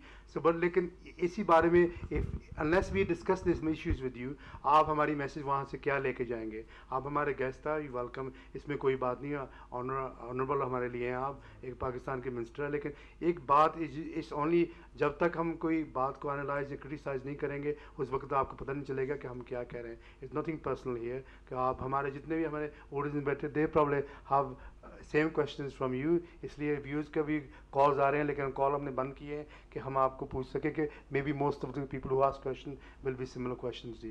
तो एक दो सवाल मैंने 12 किया, आपने उसके 2 जवाब दिए, लेकिन आप कोई बात नहीं, क्योंकि डॉक्टर साहब वो 12 सवाल अभी रिपीट हो गए, मेजॉरिटी लोग मेरे ख्याल में वही सवाल करेंगे। लेकिन मैं माय व्यू इज कि आप एक लॉयर हैं, आप उसमें एक नटशेल में आप मुझे जवाब दे देंगे सब चीज़ का, इसलिए तो हम जो साहब भी मेरा देख रहे हैं कि वो भी सवाल जवाब करना चाहते हैं तो प्लीज़। तो अच्छा, बात ये मेरी है कि अभी देखें हम एक कॉलर मेरे साथ है, एक मेरा सिर्फ सवाल और है, फिर ओके। तो अभी पाकिस्तान में आपके ये कॉन्स्टिट्यूशन जो हमारा जो है, वो जो सेनेटर्स हैं, जहाँ जो प्रेसिडेंट साहब हैं, it's non elected, it's elected people. दुनिया में ऐसे कहीं नहीं है जो ऐसे सिलेक्टेड लोग आगे आके एक मुल्क को चला सकते हैं। तो अगर एक डेमोक्रेटिक राइट्स, आप ह्यूमन राइट्स की बात करते हैं, तो how can you allow such situations के एक प्रेसिडेंट जहाँ जो सेनेटर है, he is running the country, एक डिपार्टमेंट का रन करता, व्हेन आप ड्यूली इलेक्टेड हैं, मैं जाऊँ, मैं सिलेक्टेड हूँ, मेरा गोल और होगा, आपका गोल होगा, क्योंकि you are answerable to your people, democratic process है। मैं किसी को आंसर नहीं, क्योंकि मैं एक सिलेक्टेड में आया हूँ, कल मैं आऊँ या ना हूँ, मेरा जो स्टेटमेंट्स होगी या मेरी जो भी मेरे गोल होंगे डिफरेंट होंगे। इसके बारे में आप क्या कहना चाहते हैं? ज्ञान साहब माइक। वेस्टमिनिस्टर एबर डेमोक्रेसी जो है, बाइकैमरल लेजिस्लेशन का जो सिस्टम है, इसमें दुनिया में जितने भी मारूफ सिस्टम हैं, उसमें upper house is always elected through a proportionate representative. They are never directly elected. President is also elected by the legislators. It is in India, the biggest democracy. Britain में queen का मसला अलग है, जिसमें house of Lord is never elected. ऐसी दुनिया की दूसरी डेमोक्रेसी में ये सिस्टम ऐसा है कि इसमें लोअर हाउस को, that is suppose to be the symbol of the power जी, और उसके साथ सेनेट मिला के प्लस प्रेसिडेंट मिलाकर, हमारे यहाँ उसको मजलिस शूरा कहते हैं, पार्लियामेंट कहते हैं। तो उसमें कोई वहाँ पे कोई ऐसा नहीं, वो नया नहीं है, ट्रेडिशनल एक सिलसिला है जिसपे हम कारबंद हैं, और मेरा ख्याल है कि सिस्टम में कोई बुराई नहीं है, अगर चलेगी। नहीं, हम क्योंकि सिस्टम में बुराई इसलिए है कि हमारे जितने भी पहले प्रेसिडेंट, कभी कोई आर्मी वाला आता, कभी कोई आता, दे इन्फ्रिंज द बेसिक राइट्स। अगर वही ड्यूली इलेक्टेड हो, आप यहाँ की हाउस ऑफ लॉर्ड्स की बात कर रहे हैं, यहाँ हाउस ऑफ लॉर्ड्स मिनिस्टर नहीं बनते आके, वो दे दिस मेंबर्स, वो अपर हाउस है, they this look at the legislation कि जो पार्लियामेंट ने किया, जो ड्यूली इलेक्टेड लोग हैं वो क्या कर रहे हैं। दुनिया सारी में ऐसी तरीका है, सेनेट में है, हर चीज़ का। लेकिन पाकिस्तान में अभी देख लें कितने मिनिस्टर्स जो हैं, जो वो सेनेटर हैं, लेकिन हमने उनको इलेक्ट नहीं किया, वो आप लोगों ने सिलेक्ट किया उनको। ये बात सुने, हमने ना मैंडेट दिया उनको, ना हमने जरदारी साहब को मैंडेट दिया कि वो प्रेसिडेंट बन सकें। उन्हें किसी, आप लोगों ने खुद ही आपकी जो पार्टी वाले हैं, उन्होंने 10-15 मिल के 30 ने उनको सिलेक्ट कर लिया। लेकिन what does the people want? जो ट्रू डेमोक्रेसी ये होती है, what does the people want? People democracy, people don't probably want him. People कहते हैं अभी क्योंकि पाकिस्तान में टाइम आ गया तो anybody who is there in the public office should be duly elected. आप अमेरिका की बात करें, अमेरिका में तो बात ही हो रहा, वहाँ एक अटॉर्नी जनरल बनना हो, एक जज बनना हो, आप इलेक्टेड है। तो that is a separate system ना जी अमेरिका में मारूफ जो हमारे जो पार्लिमानी डेमोक्रेसी के सिस्टम है उसमें कहीं डायरेक्ट आप प्रेसिडेंट अभी आप एक कहीं डायरेक्ट अपर हाउस इलेक्टेड नहीं है।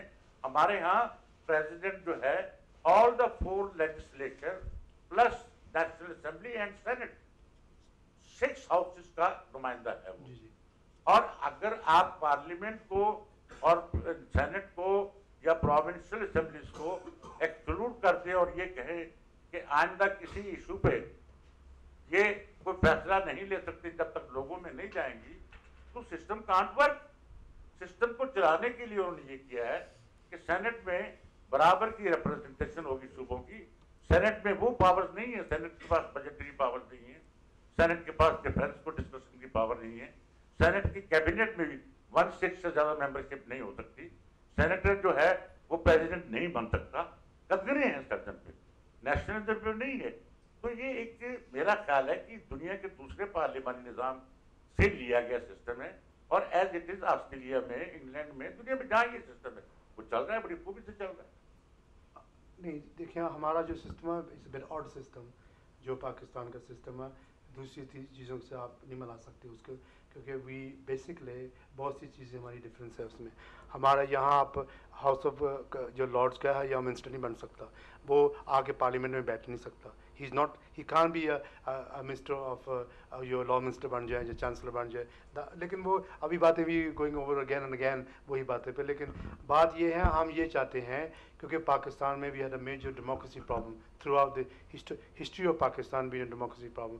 हम ये चाहते हैं कि आपकी जो ये गवर्नमेंट आई है, they can change all this and they can bring a true democracy लोगों को, है ना। बहुत सी दुनिया ये नहीं कि एक जी इस 50 ये बात नहीं है 49 against 51, that's not democracy. Democracy के 51 की वोट आपके पास है तो 49 वो हार गए, ये बात नहीं है।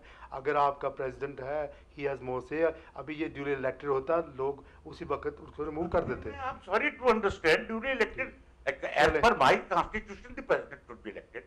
1973 के कॉन्स्टिट्यूशन के नया कॉन्स्टिट्यूशन तो मैंने नहीं, मैं कॉन्स्टिट्यूशन की बात आपने नहीं बना। जी देखिए, मैं कॉन्स्टिट्यूशन की बात मैं कह, कॉन्स्टिट्यूशन को चेंज करना चाहिए आप गवर्नमेंट के। अच्छा, ये मैं बात आपको कह रहा हूँ कि डिफरेंट जी जी आप मेरा ख्याल और किसी को भी कॉलर को भी चांस दें। मैं कहा आप भी आ जाइए, आपने भी सवाल करना है इधर। तो थैंक यू, आपका बहुत बहुत शुक्रिया अगैन। बिस्मिल्लाहिर्रहमानिर्रहीम, गुड इवनिंग एवरीवन। जलानी साहब की वसातत से गवर्नमेंट को कुछ मैं सजेशंस देना चाहूँगी, क्योंकि मैं यहाँ पर क्वेश्चन नहीं करूँगी। मिनिस्टर साहब ने पहले ही कह दिया, I am not used to give answers to your questions. तो जी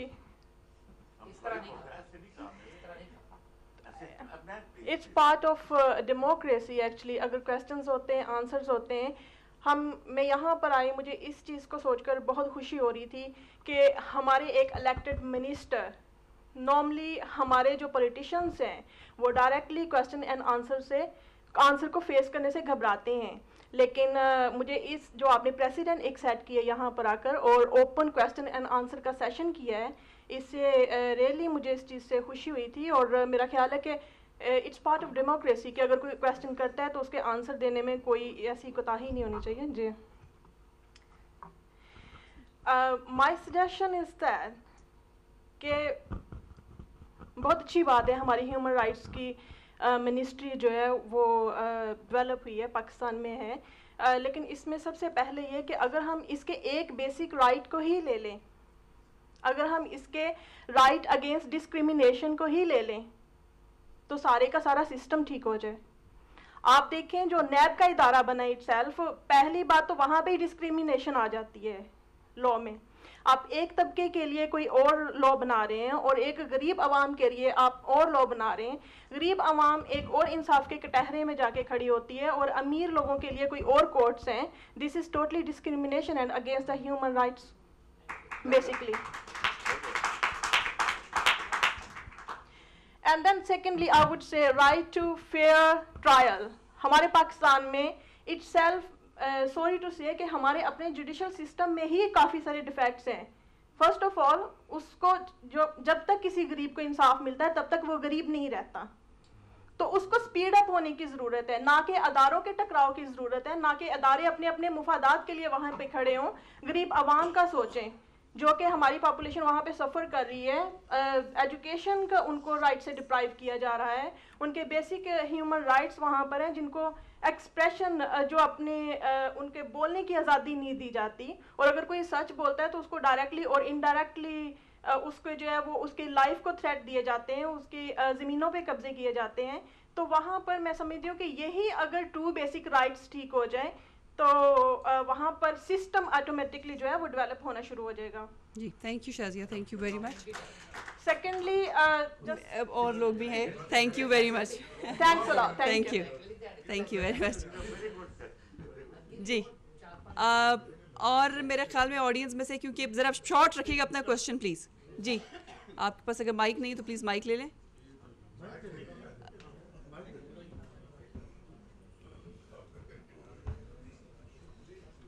जी बिस्मिल्लाहिर्रहमानिर्रहीम. जनाब मिनिस्टर साहब, आप चूँकि अवाम में उठकर इस मुकाम पे पहुँचे हैं तो आपकी बड़ी कन्विंसिंग स्पीच थी. और ख़ासकर आपने जो ये कहा है कि मैं उस पसमानदा इलाके से जहाँ फ्यूडलिस्ट के जुल्म में वहाँ की आवाम पिसती है और ह्यूमन राइट्स का वो मजाक उड़ाते हैं, और उसमें आप पलकर जवान हुए और अब तक आप बुढ़ापे की स्टेज में जा रहे हैं.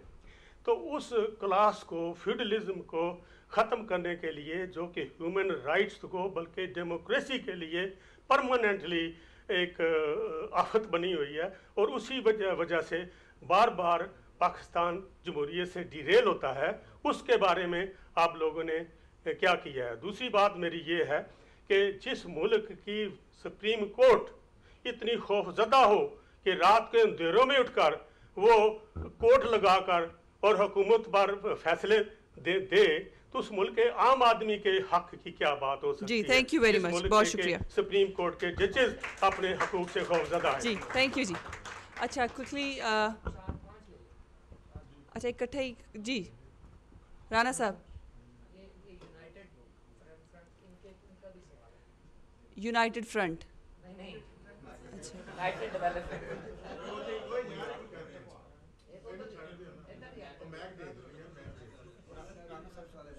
जी राना साहब, आप तब तक सवाल अपना बताइए. हाँ जी, बिस्मिल्लाहिर्रहमानिर्रहीम. सबसे पहले तो गिलानी साहब को बहुत बहुत वेलकम हम सब की तरफ से दोबारा कि वो एज ए फेडरल मिनिस्टर यहाँ पर आए. और मुझे बहुत खुशी हुई जब उन्होंने अपना बैकग्राउंड बयान किया कि एक बहुत ही डाउन ट्रोडन एरिया से वो उठ के और इतनी जद्दोजहद करने के बाद इस जो है वो लेवल पर पहुँचे हैं. बहुत ज़्यादा मुझे पर्सनली खुशी हुई. लेकिन अनफॉर्चुनेटली होता वही है कि इन्होंने इतनी मेहनत की सारी ज़िंदगी पॉलिटिक्स में आवाम के लिए, और अपने एरिया में जो है बड़े बड़े जागीरदारों को शिकस्त करके तो एक बड़े लेवल पर पहुँचे. लेकिन अनफॉर्चुनेटली अगेन उनको मिनिस्ट्री जो दी, आप देखें ये चीज़ हमारे रिफ्लेक्ट करती है फ्यूडल सोच को, और जो पार्टीज़ और जो तबका हमारे मुल्क में अनफॉर्चुनेटली जो काबिज हो चुका है, ये सोच रिफ्लेक्ट करती है इंडिविजुअल केसेस में भी कि इनको ह्यूमन राइट्स की मिनिस्ट्री दी गई. 4-5 कमरे हैं, उन्होंने बताया 40 स्टाफ मेंबर्स हैं, they have got no enforcement power. ठीक है, नंबर 1 चीज़. अगर इनको इंटीरियर मिनिस्ट्री दी जाती, डिफेंस मिनिस्ट्री दी जाती या कोई और ऐसी मिनिस्ट्री दी जाती, और ये पब्लिक से उठकर आए हैं, तो जैसे डॉक्टर साहब ने जो पॉइंट बयान किया बड़ा वैलिड है, लेकिन मेरे ख्याल है उसको हमने ओवरलुक किया कि अगर उन चीज़ों को, उन लोगों को पावरफुल मिनिस्ट्रीज दी जाए जो कि आवाम से आते हैं, रादर देन सिलेक्टेड लोगों को जो कि कल को सर्व करके चले जाएंगे बट वो वोट लेने नहीं जाएंगे. लेकिन पावरफुल, एटलीस्ट पावरफुल 4-5-6 मिनिस्ट्रीज जो उनमें उन लोगों को हम लगाएं जो सिलेक्टेड लोग हैं, जो गिलानी साहब जैसे लोग हैं, जो आम लोगों में जाएंगे, वापस जाएंगे, अपनी फैमिलीज में जाएंगे, और जो आंसरेबल होंगे. तो मेरे ख्याल में वहां से बड़ी तब्दीली हम एक्सपेक्ट कर सकते हैं. पहली चीज तो ये है. दूसरी जो करप्शन की बात की है, तो बिल्कुल इंसानी तारीख है, ये करप्शन को आप ना मिटा सकते हैं जितनी भी जद्दोजहद कर लें. करप्शन एक मसला इतना नहीं है जितना how we as a society and as people in power we react to that corruption, ये सबसे इंपॉर्टेंट है. अभी एग्जांपल ले लें, यहाँ पे हाउस ऑफ कॉमन्स में एक्सपेंसिव स्कैंडल हुआ, वो भी ह्यूमन बींग्स थे, यहाँ के पार्लियामेंटेरियन भी ह्यूमन बींग हैं और उन्होंने बहुत करप्शन की जो कि बाद में इन्वेस्टिगेशन हुई।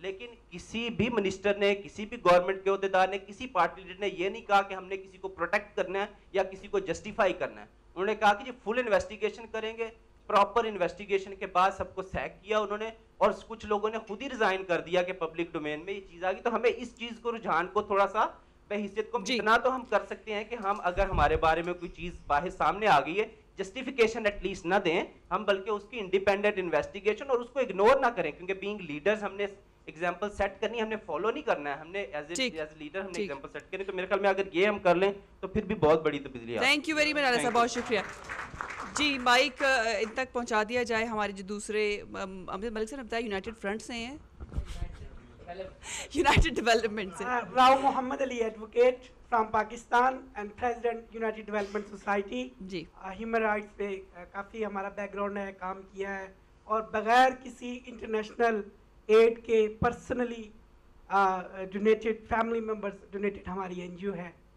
मैं जनाब गिलानी साहब से ये सवाल करना चाहूँगा कि जनाब परवेज़ मुशर्रफ साहब जिन्होंने ह्यूमन राइट्स की कितनी बड़ी वायलेशन की, क्या हमारे मुल्क में कोई ऐसा कानून नहीं है कि जो ह्यूमन राइट्स का मुजरिम है हमने उसको छोड़ दिया खुला, और उसके लिए हमारे मुल्क में कोई ऐसा कानून नहीं है जिसे हम ला के कानून के कठेरे में खड़ा करके सजा दे सके? ऐसा कोई कानून नहीं है हमारे पास। ठीक, आप भी यहीं पे रहते हैं यूके में? जी, यूके। अच्छा, तो वो तो यहाँ पर रह रहे हैं, यहाँ का मुल्क उनको पनाह दे रहा है। कभी आपने लेटर लिखा है यहाँ पर उनको कि आप ऐसे लोगों को जो हमारे मुल्क से गद्दारी करके आते हैं क्यों आप पनाह देते? इन फ्यूचर ये प्लान कर रहा है और हमारे मेंबर्स ये प्लान कर रहे हैं कि हम उनके खिलाफ सुप्रीम कोर्ट में बकायदा रिट दायर करें और इंशाल्लाह सुप्रीम कोर्ट ऑफ पाकिस्तान, बिल्कुल इंशाल्लाह उनको बाउंड करें। इंशाल्लाह हमारी कोशिश है इन फ्यूचर थैंक यू कि वो कौम का मुजरिम है उसको कभी माफ ना किया जाए। ह्यूमन राइट्स जो कानून है वो भी उसने तोड़ा है, हर कानून उसने तोड़ा है। ये मेरा गिलानी साहब से क्वेश्चन है कि उनके लिए कोई लॉ नहीं है, ये है कोई लॉ हमारे पास? थैंक यू जी। As a student of law जी। आसिया, आप सवाल अगर करना चाहें तो प्लीज। जी आसिया, सवाल। ठीक है। अस्सलाम वालेकुम एवरीवन, मेरा नाम आसिया है और मेरा ताल्लुक़ फैसलाबाद बार एसोसिएशन से है। मैं अपने मुअज़्ज़ज़ मेहमान को बहुत खुशामदीद कहती हूँ अगेन यहाँ पे। मेरे कोई बहुत भारी भरकम क्वेश्चंस नहीं हैं, छोटे से कुछ मासूमाना से सवाल हैं आपसे। एक सवाल? हाँ, एक ही सवाल के कुछ हिस्से होंगे जी। हम लोग अक्सर बात करते हैं, अभी हमने बहुत सारे इश्यूज उठाए यहाँ पे ह्यूमन राइट्स के हवाले से। पाकिस्तान में जो वायलेशन हो रही है उसमें बहुत सारे हम बहुत एकदम से बहुत बड़े इश्यूज पे चले जाते हैं। हम अपनी प्राइमरी जो चीज़ें होती हैं या जो प्राइमरी ऐसी चीज़ें हैं जो हमारे सिस्टम को वीक कर रही हैं उनको हम हाईलाइट करना भूल जाते हैं। हमारे बेसिक जो इस वक्त प्रॉब्लम जो पाकिस्तान में है, सिक्योरिटी इशू है, डोमेस्टिक वायलेंस है, ऑनर किलिंग है और एक्स्ट्रा जुडिशल किलिंग्स हैं। ये सबको पता है पाकिस्तान में इस वक्त क्या हो रहा है और क्या है। सबकी नज़रों में वो मीडिया हाईलाइट करता है, हर चीज़ आती है प्लेटफॉर्म पे, हर चीज़ आती है स्क्रीन पे। लेकिन मेरा सिर्फ ये क्वेश्चन है कि उसके लिए हम स्ट्रेटजी क्या अडॉप्ट करते हैं, उनको सॉल्व करने के लिए। क्या एक वाकया होता है उसको मीडिया हाईलाइट करता है और उसके बाद उसके ऊपर मिट्टी डाल जाती है? नहीं, ऐसा नहीं होता। कमेटियां बनती हैं, फिर कमेटियों पे कमेटियां बनती हैं और उसके बाद मिट्टी डाली जाती है। नहीं, एग्जैक्टली वही ना कि वो उस मामले को हम उसको दबा देते हैं, हम उसको बड़े प्यार से अच्छे तरीके से, उसको बड़े ही सोफिस्टिकेटेड तरीके से, एक बहुत जो ब्रूटल इंसिडेंट होता है हम उसको दबा देते हैं एंड दैट्स इट। मैं सिर्फ ये कहना चाहती हूँ कि हम क्या सॉलिड उसके ऊपर, हमारी गवर्नमेंट, आप हैं, ह्यूमन, ये सभी जो मैंने कहा अभी, एक्स्ट्रा जुडिशल किलिंग है, जो सिक्योरिटी इश्यूज हैं, ऑनर किलिंग है, डोमेस्टिक वायलेंस है। उसके बाद हमारे पाकिस्तान में जेलों में जो ख़वातीन की, जो बच्चों की सिचुएशन है, उनके ऊपर जो गवर्नमेंट है इस वक्त की प्रेजेंट, वो उनकी क्या स्ट्रेटजी है, आप क्या एक्शंस ले रहे हैं, क्या स्टेप्स हैं उनको रिमूव करने के लिए, ये सब हो जाए। Thank you. हाँ जी, कोई और सवाल? जी, मकबूल मलिक साहब तशरीफ़ ला रहे हैं।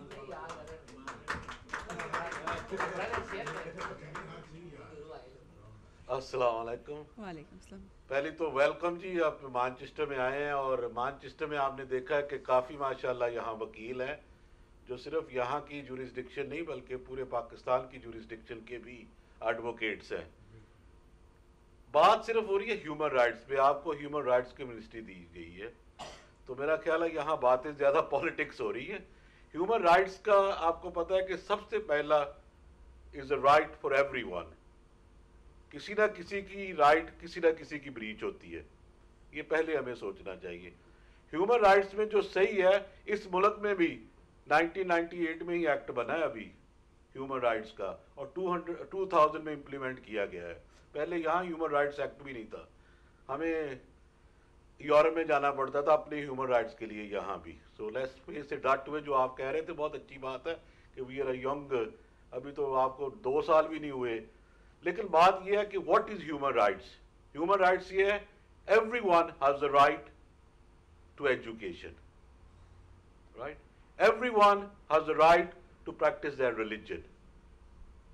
Everyone has the right to do what is right for them, and that should not be breached.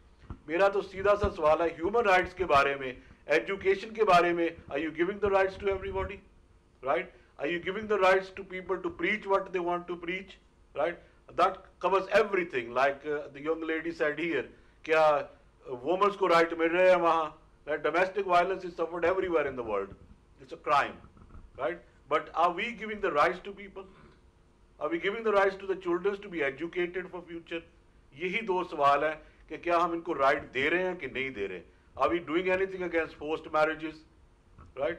These are the human rights that everybody deserves in Pakistan, and I only want an answer.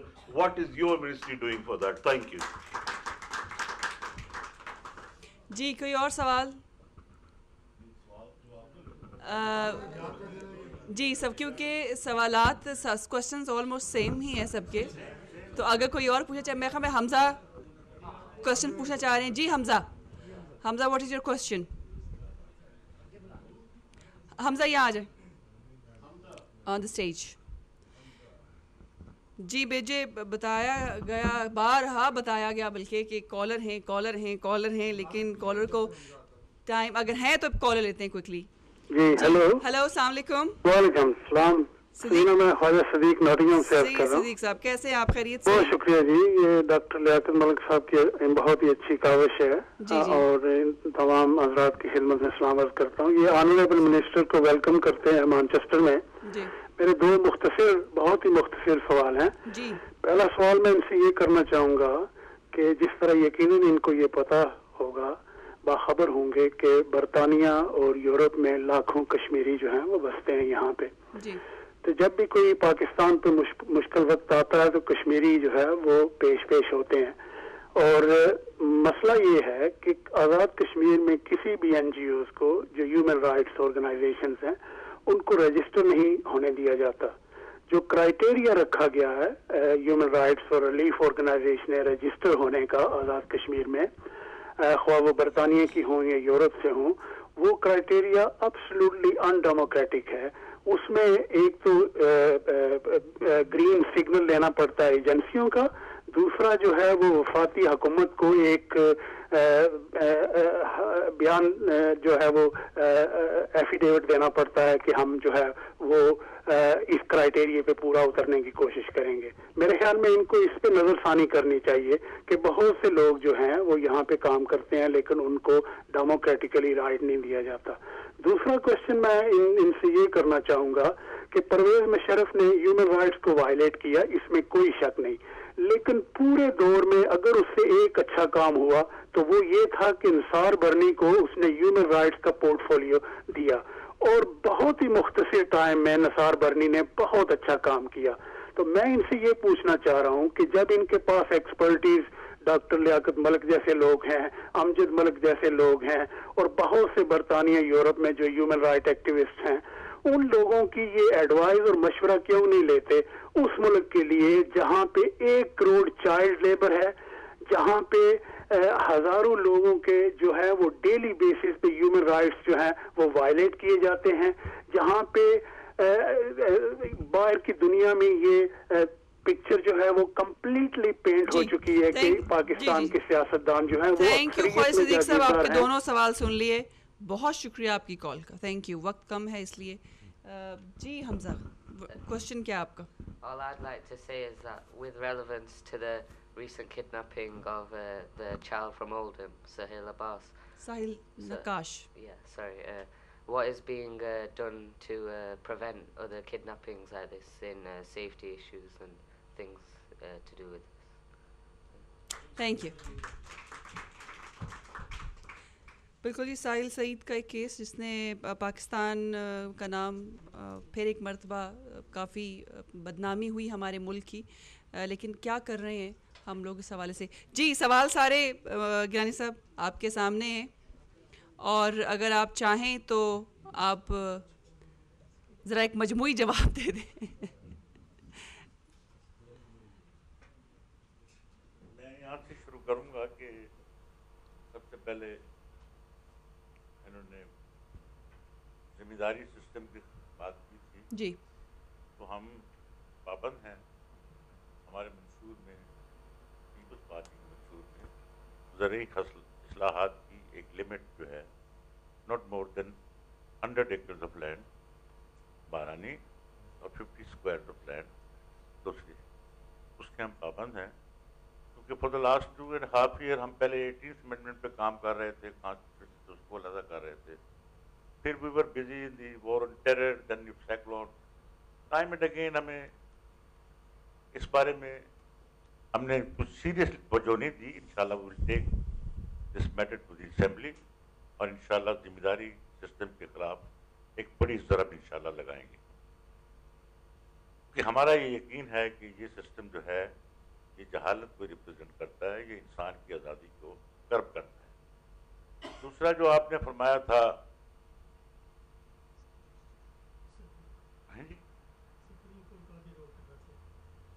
हाँ जी, supreme court का उन्होंने फैसला फरमाया था, यहाँ मैं most humbly ये request करूँगा कि जब chief executive of the state, the unopposed elected prime minister of Pakistan,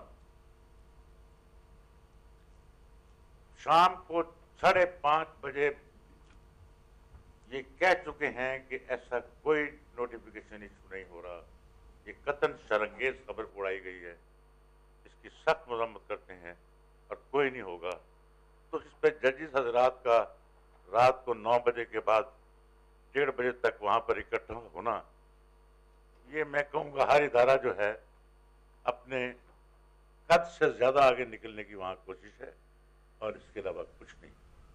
We respect the courts, we respected the courts when we were judiciary being murdered, we respected the court when we were being tried for years and years for unknown crimes, we have always respected the court and we will respect it.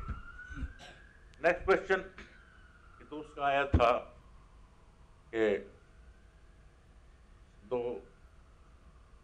अजीज वकला ने एक ने suggestion दी, बहुत अच्छी suggestion है, दूसरी ने भी तकरीबन ऑलमोस्ट सजेशन के नज़दीक बात की थी। ये एक सिलसिले की एक कोशिश करें कि हम आपसे यहाँ जो कुछ भी सीख के जाएंगे इंशाल्लाह उसको अपना रोल मॉडल बनाकर कोशिश करेंगे हम अपने पॉलिसी डॉक्यूमेंट में इन तमाम सजेशन को इंसर्ट करने की, और डॉक्टर लियाकत, अमजद मलिक और आप स्टूडियो में मौजूद सब हजरात से टाइम एंड अगेन गाइडेंस लेने का मैं अपने आप को पाबंद करता हूँ और इंशाल्लाह we will move as per your direction and wishes since you are the most democratic civilized people who are concerned about the country. Thank you very much. जी बहुत शुक्रिया आपका। अमजद मलिक साहब, आप अगर तशरीफ़ लाएं और अगर आपका कोई सवाल है या आप जवाब ही दे दें मैं समझ सबके। जी थैंक यू समीना। सबसे पहले तो मैं मिनिस्टर साहब का शुक्रिया अदा करूँगा कि उन्होंने ये पेशेंस दिखाया। मेरे ख्याल में ये वकीलों का ही वतीरा है कि वो बड़े से बड़े सवालात का सामना करते हैं, और ये मैं समझता हूँ ये मैनली स्पिरिट जो है ये भी मेरे ख्याल में ये वकला ही की तरफ से ये इनहेरिट कर रहे हैं कि आज उन्होंने एक जो एग्जाम्पल सेट की है विदाउट पैटर्न। वो आए हैं, वकला का सामना कर रहे हैं, मैनचेस्टर और जो नॉर्थ वेस्ट से आए हैं जो वकला, कम अज़ कम उनसे शेयर कर रहे हैं, जो भी वो बात कर रहे हैं उनको सुन रहे हैं, अब्जॉर्ब कर रहे हैं। हमने पॉलिसी पेपर आज इनको 21 पेज के ऊपर महीत दिया है। इन्होंने वादा भी किया है कि वो 1 माह के अंदर अंदर उसके ऊपर जवाबात देंगे। मेरे ख्याल में that is the part and parcel of the process के वो यहाँ पे कंज्यूम कर रहे हैं। मुझे इन्होंने जो बात बताई तो मैं बड़ा हैरान हुआ। डॉक्टर साहब आपके लिए भी बड़ी बायसे हैरानगी होगी कि इनकी मिनिस्ट्री का बजट 7 करोड़ है, 700,000 पाउंड और लेस, अगर वो 100 और लेस। 7 करोड़ जो है नॉर्मली जो एनजीओज चलती हैं उनका भी बजट नहीं होता, उनका भी 1 अरब तक चला जाता है, जो बड़ी एनजीओज जो काम करती हैं। तो 7 करोड़ में मेरे ख्याल में पता नहीं इनके बजट में इजाज़त होगी कि वो स्टेशनरी कवर हो कि ये मुझे जवाब दे सके। तो ये बहुत बड़ा एक अलमिया है।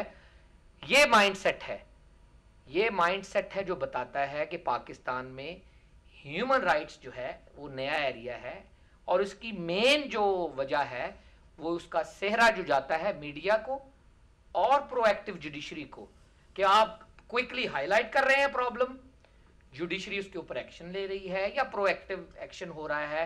सुओ मोटो इस तादाद में नहीं हो रहे थे पहले, उनके ऊपर रिजर्वेशंस अपनी जगह, लेकिन वो इस तादाद में रिलीफ डायरेक्टिव्स नहीं आ रहे थे, जिसकी वजह से ह्यूमन राइट केसेस इन तादाद में हाईलाइट नहीं हो रहे थे, जैसा कि सियालकोट ब्रदर्स है, गोजरा इंसिडेंट है, और कई उन्होंने नवाब शाह की बात की, जॉकी ट्रेनिंग की बात की, सिंध के जो बिल्कुल रूरल एरियाज है उनमें जो बात की। आई डोंट नो आपका क्या है, अगर आप कहती हैं तो मैं पेपर के कुछ नुकात अगर बिल्कुल, क्योंकि वो मुझे बताया जा रहा है कि वो कह रहे हैं जी कि इन्होंने शायद लंदन जाना है और फिर इनकी फ़्लाइट है, so they want to wind up. बहरहाल हाँ, हमने जो आज इनको पेपर दिया है उसमें मोर और लेस आप खुश होंगी कि मोर और लेस जो सवालात आज हुए हैं, मोर और लेस उनके रेलेवेंट सवालात जो हैं हमने पेपर के ज़रिए उठाए हैं। कोई हमने 10 के करीब एरियाज़ को कवर किया है और 21 पेज के ऊपर मुहित ये हमने एक किस्म का एक डॉक्यूमेंट ह्यूमन राइट मिनिस्ट्री से शेयर किया है, जिसके ऊपर काफ़ी सारी चीज़ें ऐसी हैं जिनके ऊपर मैं समझता हूँ मिनिस्ट्री ऑफ ह्यूमन राइट जो आगे जो है वो दे के जाएगी गाइडेंस आने वाले जो होंगे, और जो भी उसके ऊपर पॉलिसी डॉक्यूमेंट बनेगा उसमें उसको शेयर करेंगे। ये बड़ा अच्छा सदीक साहब ने जो बात की है फ़ोन पेपर कि यहाँ पे काफ़ी सारी 2,500 से ज़्यादा जो प्रैक्टिसिंग वकला हैं एक डिसिप्लिन में, तो इन वकला को भी आप इस्तेमाल करें अपने जो ह्यूमन राइट के जो रेलेवेंट आपके शोबे हैं, जिनमें जो डिफरेंट फर्में हैं यहाँ जो ऑलरेडी काम कर रही हैं इन कॉजेज़ में। हमने जो मसाइल उठाए उनमें हमने पासपोर्ट का मसला उठाया है कि पासपोर्ट जो मैनुअल के मुताबिक जो है हर एक शहरी का हक है, तो उसके हसूल में जो दुश्वारियाँ आती हैं। फिर ट्रैवल डॉक्यूमेंट का मसला है कि जो लोग यहाँ से गैर कानूनी तौर पर या डिपोर्ट होते हैं, वहाँ जो FIA के साथ जो उनका सलूक होता है, जो पैसे देने पड़ते हैं या जिस तरीके से वो बाहर निकलते हैं, वो भी एक अलमिया है। हमने जो ओवरसीज़ पाकिस्तानियों की रिप्रेजेंटेशन का मसला उठाया है। अकाउंटेबिलिटी के ऊपर काफ़ी डिटेल बहस हुई है, कैसा अकाउंटेबिलिटी का निज़ाम होना चाहिए, ट्रांसपेरेंट अकाउंटेबिलिटी कैसे होगी, ट्रूथ एंड रिकन्सिलिएशन कमीशन क्यों होना चाहिए साउथ अफ्रीकन स्टाइल, कैसे लोगों की जो ग्राउजेज हैं वो कवर होंगी कि एक नया शफाफ जो निज़ाम तश्कील दिया जा सके, और आज़ाद अदलिया की जो ख्वाहिश है, जो हमारा ड्रीम है, वो कैसे हम पूरा कर सकते हैं। और सबसे बड़ी बात जो मिनिस्टर साहब ज़ाहिर आके वो कहेंगे, और इसके अलावा जो है वो हमने इनको हमने वेलकम किया है इनको और कहा है कि ये कंटिन्यू रहना चाहिए इंटरेक्शन, और ये इंटरेक्शन बाकी मिनिस्ट्रियों के ऊपर भी होना चाहिए कि लोग यहाँ आए तो अपनी पब्लिक के सामने जवाबदेह होने में मेरा ख्याल कोई आर महसूस ना करे। I once again thank the minister and welcome him to the podium. मैं चाहूँगी कि तशरीफ़ लाएं गानी साहब, आपने ख़ुतामी कलमात कुछ कहना चाहिए, और एक सुवेनियर है आपके लिए जो आपको प्रेजेंट किया जाएगा।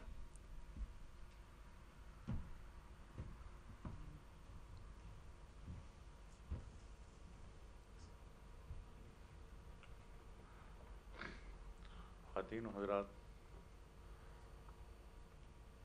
और बीबी समीना, मैं आप सबका मशकूर हूँ आपने मुझे मंजिल तलाश करने में मेरी मदद की, और मैं आपसे एक कमिट करता हूँ कि आपके ताउन से जो भी यहाँ पे अशकाल उठाए गए हैं, हम उनको हल करने में और पाकिस्तान में एक वाकई एक ऐसे माशरे के क़याम के लिए जहाँ पे इंसाफ हो, जहाँ पे करप्शन ना हो, जहाँ पे बुनियादी इंसानी हकूक़ की पामाली ना हो, जहाँ पे आम आदमी को उसका हक मिले, आपकी मदद से इंशाअल्लाह हम अपनी मंजिल को पाएंगे।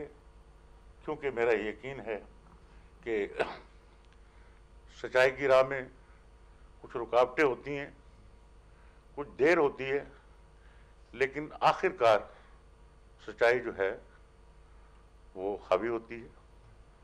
मैं एक ब्रदर बैरिस्टर ने उनकी बात का जवाब नहीं दे सका था, जो तमाम राइट्स की वो बात कर रहे थे, right to press, right to freedom, right to job, right to progress, right to religion. ये हमारे कॉन्स्टिट्यूशन के 28 आर्टिकल्स हैं जिन्होंने ये तमाम राइट जो हैं लोगों को दिए हैं। These are the constitutional rights, बुनियादी इंसानी हकूक़।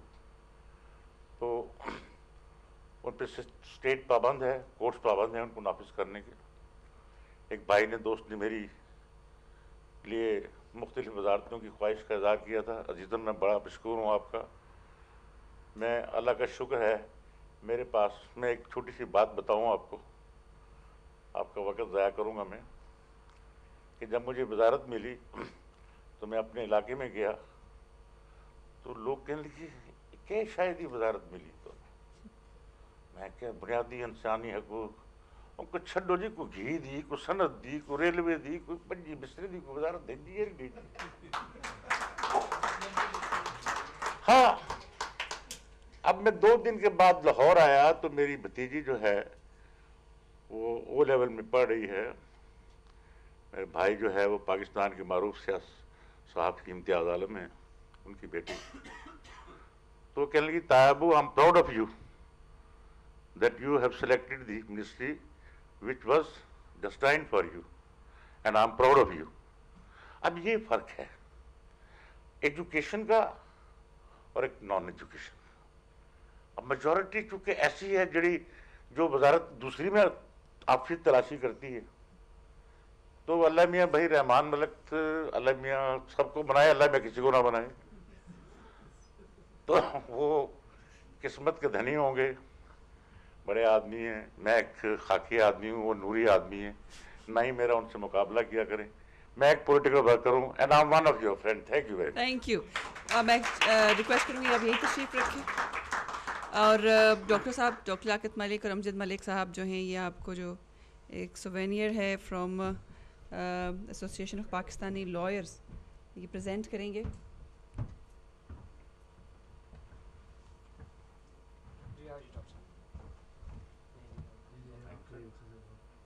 Pleasure having you here and thank you.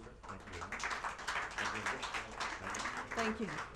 बहुत शुक्रिया जनाब। इसके साथ साथ मैं शुक्रिया अदा करना चाहूँगी तमाम मेहमानों का, और वाकई जितने लोग भी यहाँ बैठे हैं सब वकील हैं सिवाय मेरा और बहुत शुक्रिया आप लोग तशरीफ़ लाए, अपना वक्त निकाला।